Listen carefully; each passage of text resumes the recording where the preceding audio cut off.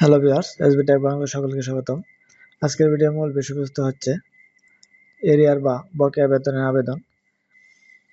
বেসরকারি হাই স্কুলের শিক্ষকগণ এরিয়া এবং বকেয়া বেতনের আবেদন কিভাবে করতে হয় সেইটুকু আজকে আমরা দেখব।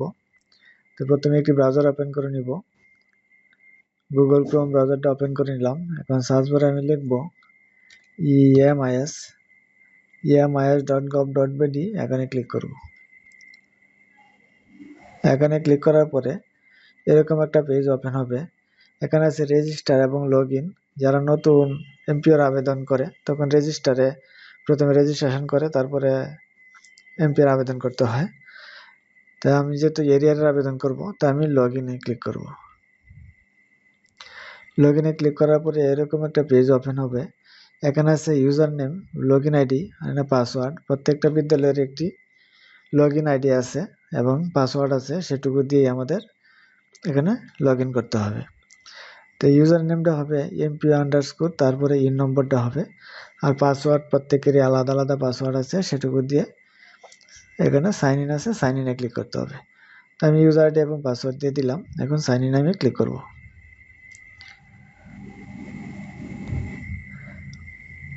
সাইন ইনে ক্লিক করার পরে এরকম একটা পেজ ওপেন হবে।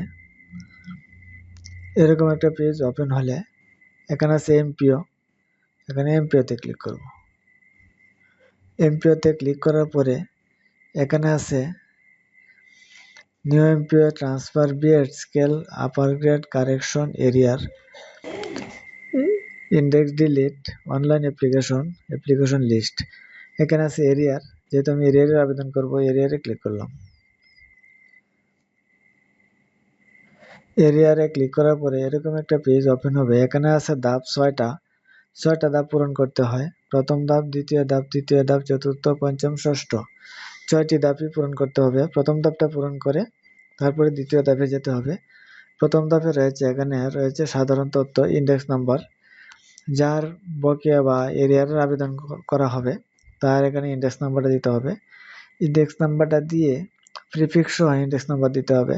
কারো ইন্ডেক্স নাম্বারের আগে এন আছে, কারো ডি আছে, কারো এস আছে, তাহলে এটা সহ ইন্ডেক্স নাম্বারটা দিতে হবে। ইন্ডেক্স নাম্বারটা দিয়ে এখানে আছে শিক্ষক কর্মচারী, এখানে সার্চ দিতে হবে। এখানে সার্চ দিলেই যার ইন্ডেক্স নাম্বার এখানে দেওয়া হবে তার সকল তথ্য এখানে চলে আসবে। এখানে এখানে এই পেজটা আর কোনো কাজ নেই, শুধু এখানে ইন্ডেক্স নাম্বারটা দিয়ে এখানে সার্চ দিতেই ওই টিচারের সকল তথ্য এখানে চলে আসবে। এখানে আসবে না শুধু পিতার নাম বাংলায়, মাতার নাম বাংলায়, এই দুইটা শুধু পূরণ করে দিতে হবে। পিতার নাম বাংলায়, মাতার নাম বাংলায়। এই পেজে আর কোনো কাজ নেই, শুধু পিতার নাম বাংলায় লিখতে হবে, মাতার নাম বাংলায়। তাহলে আমার প্রথম পেজের কাজ শেষ। প্রথম পেজের কাজ শেষ হলে চলে যেতে হবে দ্বিতীয় পেজে। দ্বিতীয় পেজে যাওয়ার আগে প্রথম পেজটা যদি মনে করেন আপনারা সেভ করে রাখবেন, সেভ এজ ড্রাফট আছে, এখানে ক্লিক করবেন।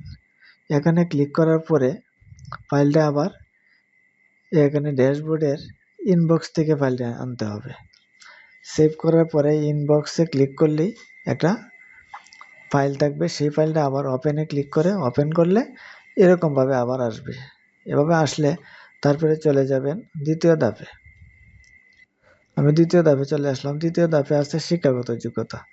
তো এখানে প্লাস চিহ্ন আছে, এখানে প্লাস চিহ্নে ক্লিক করতে হবে। এখানে প্লাস চিহ্নে ক্লিক করার পরে এরকম একটা পেজ ওপেন হবে। এখানে আছে পরীক্ষার নাম, আপনি পরীক্ষার নাম দিবেন। প্রথমে তো এসএসসি দিতে হবে, আমি এসএসসি দিলাম। এসএসসি দিলেন, তারপরে পরীক্ষার রোল নম্বর, এসএসসি রোল নম্বরটা এখানে বসাবেন। তারপরে সেশনটা বসাবেন, সার্টিফিকেটটা দেখে এটা বসাবেন। তারপরে পাশের বছরটা বসাবেন। বোর্ড বিশ্ববিদ্যালয়, যদি ঢাকা বোর্ড হয় ঢাকা বোর্ড এখানে সিলেক্ট করতে হবে। যদি ময়মনসিংহ হয় ময়মনসিংহ, যার যে বোর্ড আছে সেই বোর্ডটা এখানে দিতে হবে। তারপরে ফলাফল প্রকাশের তারিখটা এখানে লিখতে হবে। তারপরে গ্রুপটা সিলেক্ট করে দিতে হবে। সায়েন্স হলে সায়েন্স, তারপরে হিউম্যানিটিজ হলে হিউম্যানিটিজ, বিজনেস স্টাডিজ হলে বিজনেস স্টাডিজ, কমার্স হলে কমার্স, এটা এখানে দিতে হবে। তারপরে ফলাফলের ধরনটা দিতে হবে। যদি 5-এর মাঝে হয় 5, 4-এর মাঝে হলে 4, শ্রেণী হলে শ্রেণী, বিভাগ হলে বিভাগ। তারপরে বিভাগ গ্রেডটা দিতে হবে। এ গ্রেড হলে এ প্লাস হলে এ প্লাস, বি প্লাস হলে বি প্লাস, এভাবে গ্রেডটা দিতে হবে। তারপরে প্রাপ্ত নম্বর সিজিপিএ, এখানে পয়েন্টটা লিখে দিতে হবে, এখানে পয়েন্টটা লিখে দিতে হবে। এটুকু পূরণ করার পরে, এসএসসি পূরণ করার পরে এখানে যোগ করুন, এখানে ক্লিক করতে হবে। যোগ করুন ও ক্লিক করলে এটা যোগ হয়ে যাবে। এটা যোগ হওয়ার পরে এখানে প্লাস চিহ্নে আবার ক্লিক করতে হবে। আবার ক্লিক করলে আবার এরকম একটা পেজ আসবে। তখন এইচএসসি পূরণ করতে হবে, এইচএসসি রোল দিতে হবে, সেশন দিতে হবে, পাশের বছর দিতে হবে, বোর্ড বিশ্ববিদ্যালয় দিতে হবে, ফলাফল প্রকাশের তারিখ দিতে হবে, গ্রুপ, বিষয়, ফলাফলের ধরন, বিভাগ, গ্রেড, সেম প্রত্যেকটা ক্যাটাগরিতে এভাবে পূরণ করতে হবে। আবার যোগ করুনে ক্লিক করতে হবে। যোগ করুনে ক্লিক করলে এসএসসি এইচএসসি দুটাই পূরণ হয়ে যাবে। আবার প্লাস চিহ্নেতে ক্লিক করবেন। প্লাস চিহ্নে ক্লিক করলে তারপরে যাবেন পরীক্ষার নাম, বিএ হলে বিএ, এমএ হলে এমএ, বিএ অনার্স হলে বিএ অনার্স, যার যেটা আছে সেটা এখানে দিয়ে আবার রোল নাম্বার দিতে হবে। যদি বিএ হয় বিএ রোল নম্বর, সেশন, পাশের বছর, বোর্ড, তারপরে ফলাফল প্রকাশের তারিখটা লিখতে হবে, গ্রুপ দিতে হবে, বিষয় দিতে হবে, ফলাফলের ধরন, বিভাগ, প্রাপ্ত নম্বর, সিজিপিএ দিতে হবে। যদি বিভাগ হয় এখানে মোট মার্কটা দিবেন। যদি এখানে দ্বিতীয় বিভাগ, তৃতীয় বিভাগ, প্রথম বিভাগ হয় তাহলে এখানে মোট মার্কটা লিখে দিতে হবে। আর যদি গ্রেড থাকে তো এখানে এ হলে এ, বি হলে বি দিয়ে এখানে প্রাপ্ত সিজিপিএ মানে পয়েন্টটা দিতে হবে এখানে দিয়ে আবার যোগ করুনে ক্লিক করবেন।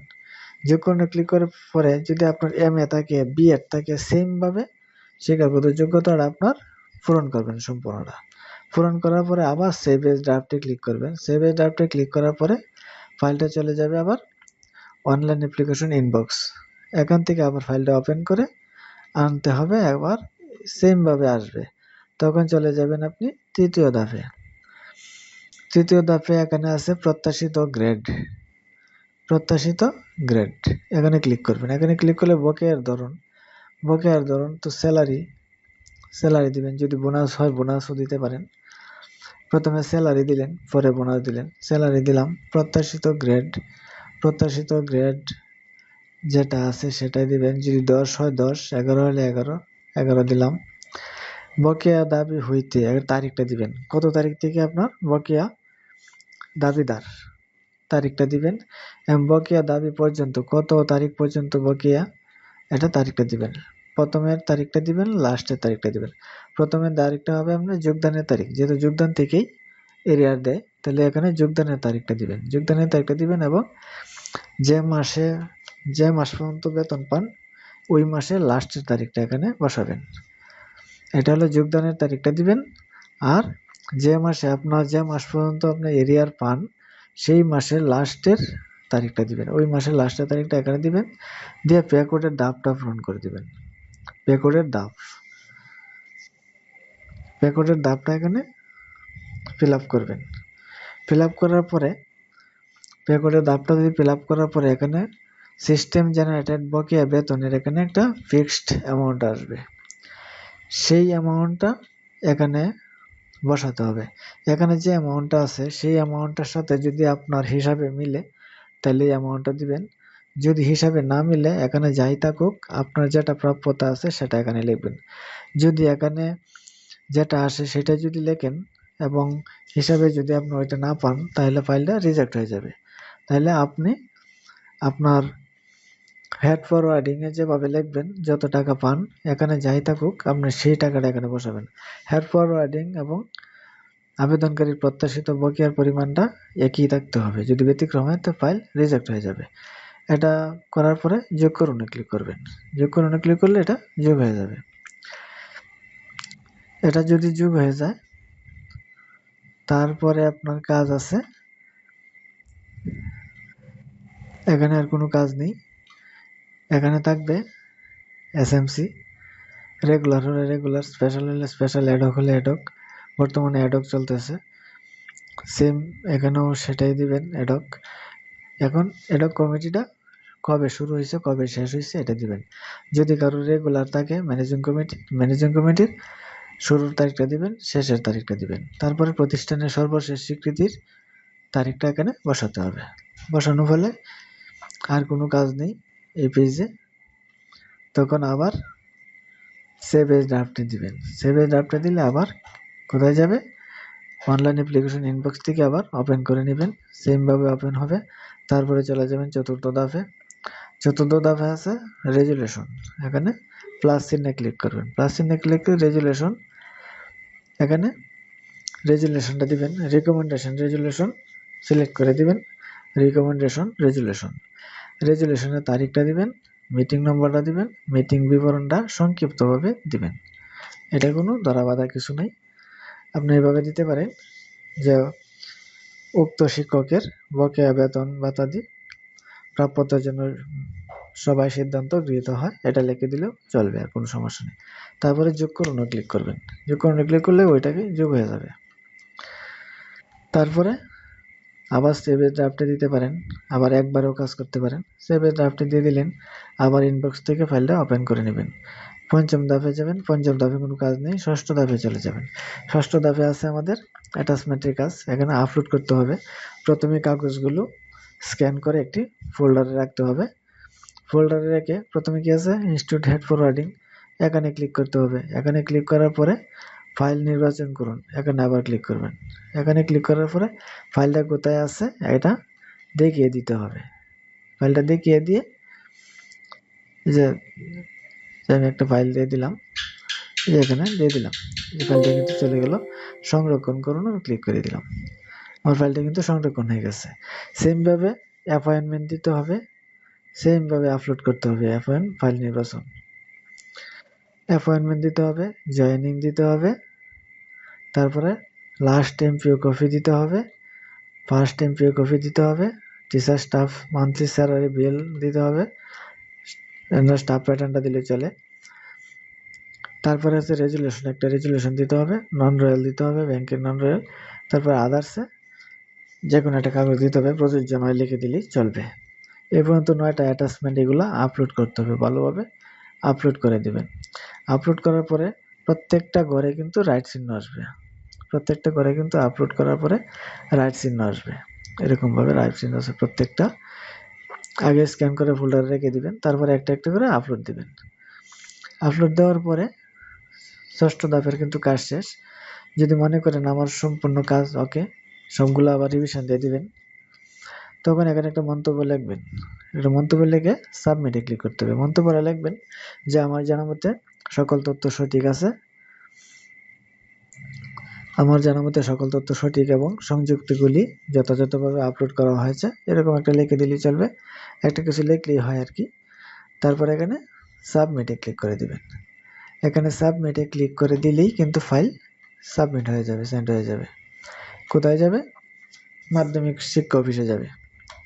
হেড ফরওয়ার্ডিং থেকে মাধ্যমিক শিক্ষা অফিসে চলে যাবে। মাধ্যমিক শিক্ষা অফিস থেকে তাদের যে নির্ধারিত টাইম আছে সেই টাইমের ভিতরেই তারা ফাইলটা পাঠিয়ে দেবে ডিওতে, ডিও থেকে যাবে ডিডিতে, ডিডি থেকে কিন্তু ফাইলটা ওকে হয়ে আসবে।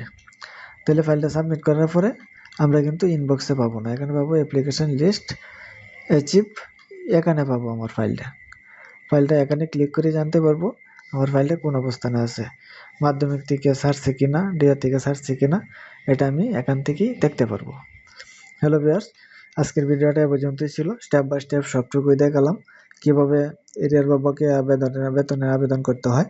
আপনারা যদি আমার ভিডিওটা ভালোভাবে দেখেন তাহলে নিজেরা আবেদন নিজেরাই করতে পারবেন, কোনো সমস্যা হবে না। তারপরে কোনো সমস্যা হলে, কোনো ধাপ যদি পূরণ করতে সমস্যা হয় আমাকে ইনবক্সে জানাবেন, আমি অবশ্যই সমাধান করার চেষ্টা করব। তবে আজকে এ পর্যন্তই। ওকে, থ্যাংক ইউ, ধন্যবাদ।